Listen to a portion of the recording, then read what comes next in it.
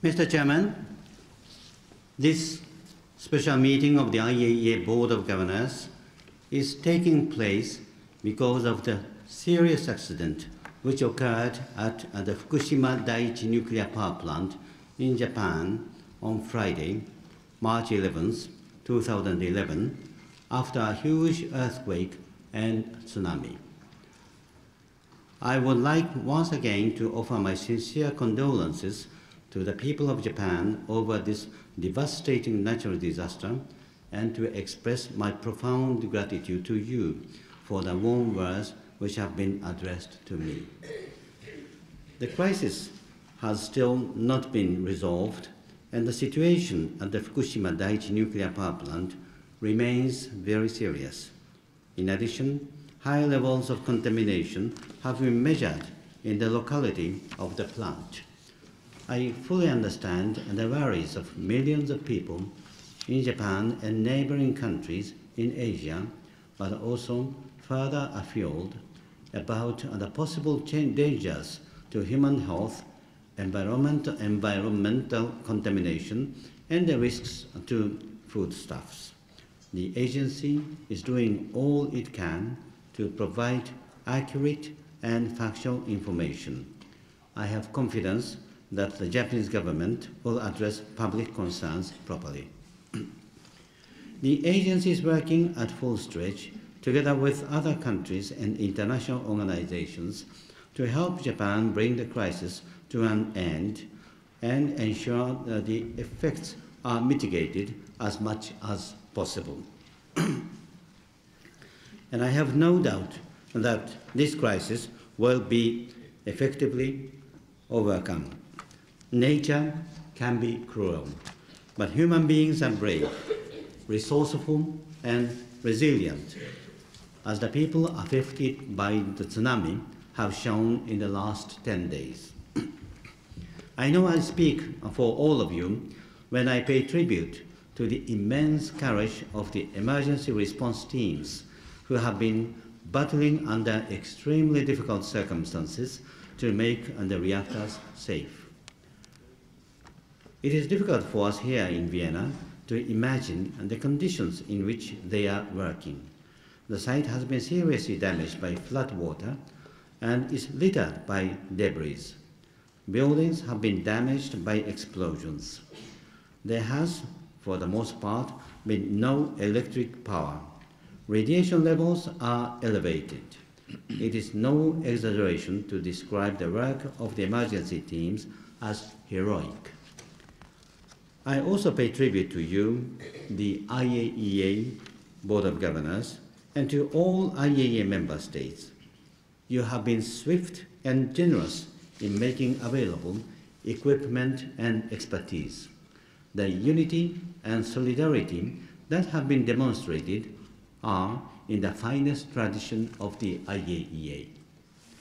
Mr. Chairman, as I informed you last week, the IAEA Incident and Emergency Center was activated immediately after we received news of the earthquake and tsunami. It has been working around the clock since then in constant communication with our counterparts in Japan and other countries. Since last Monday, my colleagues and I have provided daily briefings to you on the situation at the Fukushima Daiichi plant. We have also briefed the media every day so that the public are kept informed. We have been guided in our work by the relevant conventions which require us to ensure timely exchange of authenticated and verified official information between the affected country and other states, and to coordinate international assistance upon request. But we have done more. Last Thursday, I flew to Tokyo for high-level consultations on how best the agency can help. In the space of a few hours, I met Prime Minister Naoto Kan, Foreign Minister Takeaki Matsumoto, and Economy, Trade and Industry Minister Bandi Kaieda. I also had meetings with senior officials from the Tokyo Electric Power Company, or TEPCO, the operator of the Fukushima nuclear power plant, and the Nuclear and Industrial Safety Agency, or NISA. My message was, "You are not alone."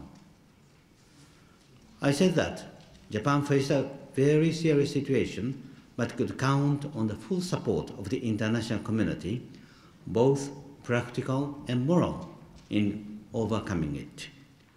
I stressed that people all over the world are concerned about the possible consequences of the accident. I encouraged the Japanese authorities to further improve the provision of information to the agency. I pledged our full support and conveyed offers of assistance to Japan made by more than a dozen other countries through the agency. My message was well received. Prime Minister Kan expressed his strong commitment to ensuring the highest transparency in information sharing and said every effort would be made to improve the collection and provision of information. The Japanese government appreciated our offer of support, and the radiation monitoring team, which accompanied me, began work immediately. I am grateful to the Economy, Trade and Industry Minister and the Foreign Minister for agreeing to send a senior NISA official to Vienna to address the technical briefing at 3 p.m. this afternoon.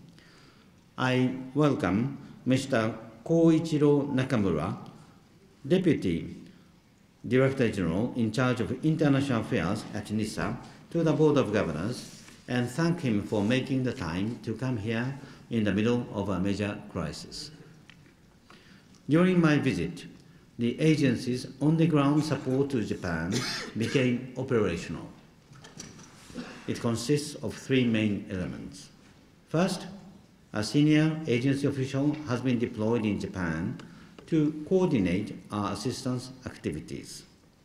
Second, the Japanese authorities agreed to the designation of 2 IAEA liaison officers now in place who are working closely with NISA 24 hours per day. Third, the agency's radiation monitoring team has begun sending back measurements to Vienna, including from locations close to the Fukushima site. Additional staff will fly out from Vienna shortly to strengthen the team. Since the accident, I have tried to address some widespread misconceptions in the media about the IAEA's role in nuclear safety. These misunderstandings fueled some criticism of the agency's response, which was not always justified. I explained that we are not a nuclear safety watchdog and that responsibility for nuclear safety lies with our member states. The IAEA acts as a hub for international cooperation, helping to establish safety standards and providing expert advice on best practice.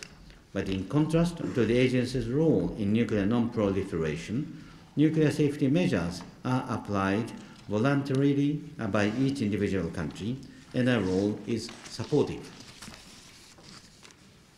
Mr. Chairman, since this crisis began, the IAEA, as you would expect, has worked closely with our major international partners. I have been in close contact with United Nations Secretary General Ban Ki-moon to ensure effective coordination among different organizations.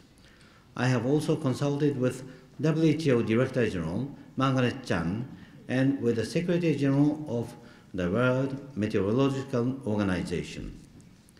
Day-to-day contacts continue at the working level with all relevant organizations.